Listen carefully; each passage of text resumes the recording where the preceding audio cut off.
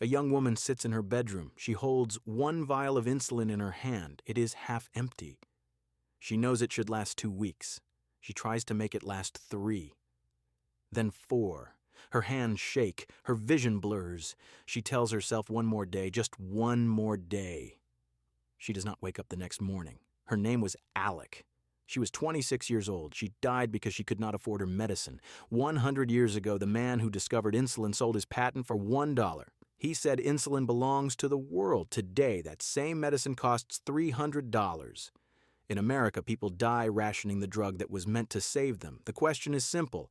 How did a $1 cure become a $300 lifeline? The year is 1921.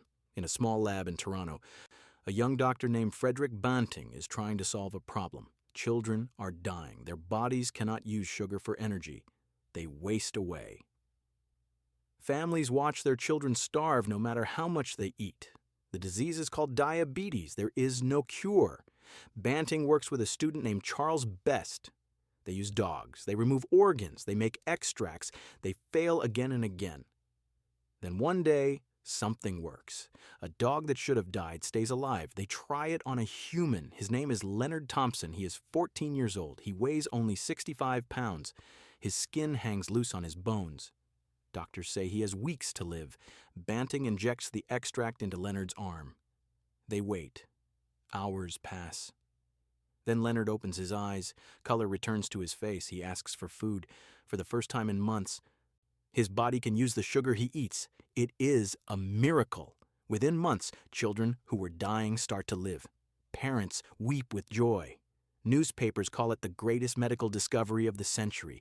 Banting and Best could have become rich. Drug companies offer them money, lots of money. But Banting says no. He sells his patent to the University of Toronto for $1. Just $1. He says insulin does not belong to him. It belongs to the world. No child should die because their family is poor. By 1923, insulin is being made in factories. It is cheap. It is available. Diabetes is no longer a death sentence. The world celebrates. This is how medicine should work. A scientist makes a discovery. He shares it freely. Lives are saved. For decades, insulin costs very little. A month's supply costs less than a good meal. Diabetics live normal lives. They go to school. They have jobs. They raise families. The system works. But something starts to change. In the 1980s, new companies start making insulin. They use bacteria. They use genetic engineering. They call their products better than the old insulin. Faster acting, longer lasting, more convenient. They apply for patents. Lots of patents. The price starts to climb. At first, no one notices. A few dollars here, a few dollars there. Insurance covers most of it, but slowly, quietly, the cost keeps rising. $5 becomes 10. 10 becomes 20. 20 becomes 50. By 2000, something strange is happening. Insulin now costs more than it did in the 1980s, much more. But the formula has barely changed. The ingredients are the same. The process is similar. So, why does it cost more? A nurse in Ohio notices something odd.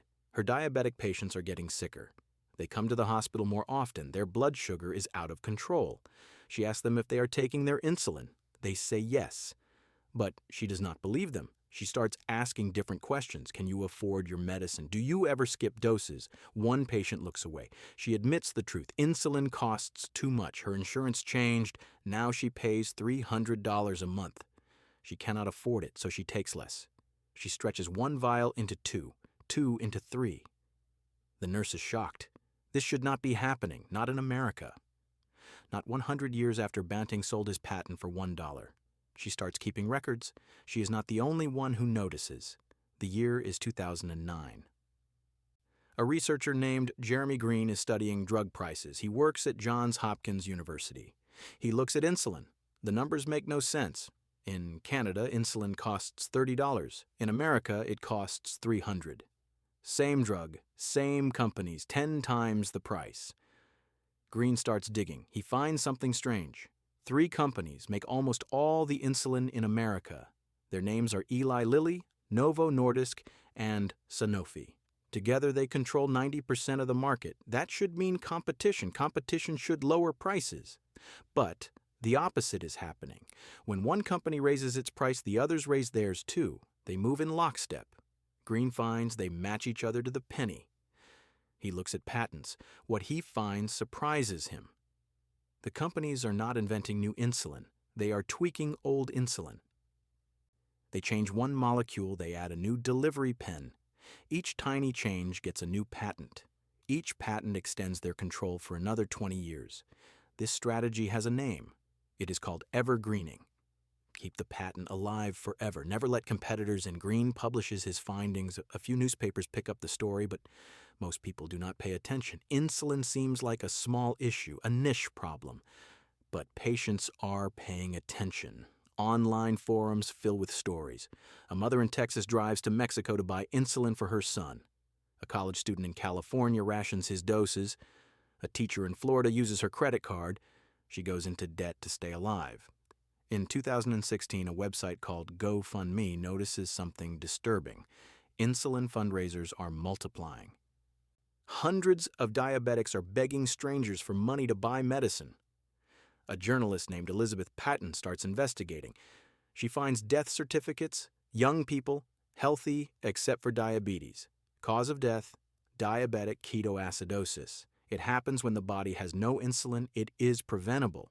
It should be rare. But Patton finds dozens of cases, then hundreds. All across America, diabetics are dying because they cannot afford insulin. She interviews families. They tell her the same story. Their loved one was fine. Then insurance changed. Costs went up. They tried to stretch their supply. They got sick. By the time they reached the hospital, it was too late. One mother shows Peyton her daughter's last text message. It says, "I will be okay. I am just saving money." 3 days later, she was dead. Patton publishes her investigation. This time, people notice. The story goes viral. Anger spreads on social media. How can this happen in America? How can people die from a drug invented 100 years ago? Congress starts asking questions. In 2017, they call the drug companies to testify. Executives sit at a long table. Senators ask them to explain, why does insulin cost 10 times more in America than in Canada?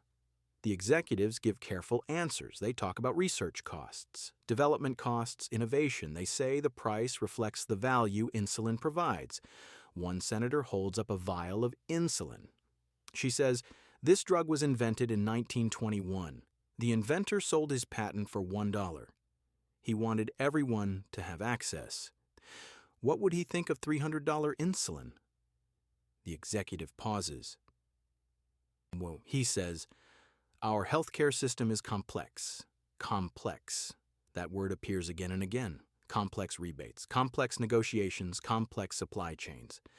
Every time someone asks a simple question, the answer is complex. But one senator is not satisfied. His name is Bernie Sanders. He asks for documents, internal emails, pricing strategies. He wants to see how the companies decide what to charge. The companies resist. They say it is proprietary information, trade secrets. But pressure is building. State attorneys general open investigations. Journalists dig deeper. Whistleblowers start to talk. One former employee agrees to an interview. His voice is disguised. He worked for Eli Lilly. He says the company knew exactly what it was doing. They would change insulin slightly, just enough to get a new patent, same effectiveness, new price tag. He shows documents, internal memos. One says, "We must protect our market position." Another says, "Pricing must reflect competitor movements." This is the smoking gun. The companies were not competing. They were coordinating, keeping prices high together. The evidence is now in the open. Someone outside the system knows the truth. The companies fight back. They hire lawyers, public relations firms, lobbyists. They need to control the story. In 2018, Eli Lilly releases a statement. They say they care deeply about patients. They offer discount programs, patient assistance, coupons. They say no one should go without insulin, but activists are not buying it. A group called T1 International investigates these programs. They find the applications are long, complex. Many people do not qualify. The discount only applies to some pharmacies. The system is designed to look helpful while helping few. Meanwhile, The companies spend millions on lobbying. They meet with Congress members. They fund campaigns. They make donations. Over 10 years, the three insulin makers spend more than $100 million influencing policy. The message is clear. Do not touch our business model, but cracks are forming inside the system. Some doctors start speaking out, they write op-eds, they testify at hearings, they say the pricing is indefensible. One endocrinologist in Michigan says, "I went into medicine to help people. Now I watch them die because they cannot afford a drug that costs $2 to make." The American Diabetes Association faces pressure, too. They have taken money from insulin makers, millions of dollars. Critics ask, whose side are you on? The association releases weak statements. They say they support affordable insulin. But they do not call for price controls. They do not demand change. Their biggest donors are the companies raising prices. In 2019, the pressure reaches a breaking point. A young man named Alex Smith dies in Minnesota. He aged out of his mother's insurance. He could not afford his own. He tried to ration. He died 3 days before payday. His mother's name is Nicole Smith Holt. She is not quiet about what happened. She testifies before Congress. She shows pictures of her son. She says he died because he was poor. That is the truth. Insulin did not fail him. America failed him. Her testimony goes viral. Millions watch. The anger is real now. Protests start outside Eli Lilly headquarters, outside Novo Nordisk, outside Sanofi. People hold signs. They say insulin is a right, not a privilege. Some protesters are diabetic themselves. They carry empty vials. They chant, "We are not your prophet." The media covers it. Every major network, every newspaper. The story will not go away. Politicians who took money from drug companies face hard questions. Why did you stay silent? Why did you let this happen? Some state governments start acting. Colorado passes a law. Insulin cannot cost more than $100 a month. Other states follow: California, Illinois, New York. The dam is breaking, but the federal government moves slowly. Republicans say price controls are socialism. Democrats cannot agree on how far to go. The debate drags on. Then something unexpected happens. A nonprofit announces a plan. Their name is Civica BarX. They say they will make generic insulin, sell it for $30 a vial. No rebates, no middlemen, just affordable insulin. The announcement shakes the industry. If a nonprofit can make insulin for $30, why do the big companies charge $300? The companies call it unsustainable. They say Civica does not understand the market, but patients do not care about the market. They care about staying alive. Internal documents leak. Emails between executives. One says, "This could destroy our pricing model." Another says, "We need to act before they launch." The companies are panicking. For 100 years, they controlled insulin. Now that control is slipping, the crisis is here. In 2021, a congressional committee releases a report. It is 200 pages long. It is based on thousands of documents, emails, memos, pricing sheets, everything the companies tried to hide. The report shows the truth. The companies did not raise prices because of research costs. They raised prices because they could, because no one stopped them, because insulin is not optional. Diabetics will pay anything to live. One email from 2014 is damning. An executive writes, "We should take price increases ahead of the competition." Another replies, "Agreed. Let's move together. This is coordination. This is what antitrust laws are supposed to prevent." But for decades, no one enforced them. The report also exposes the middlemen, pharmacy benefit managers. These companies negotiate drug prices for insurance plans. They take rebates from drug makers, huge rebates. Sometimes 50% of the list price, but patients never see those rebates. They pay based on the list price. So when insulin costs $300, the insurance company might pay $150. But the patient pays $300. The middlemen pocket the difference. It is a hidden tax on the sick. Senator Elizabeth Warren holds a hearing.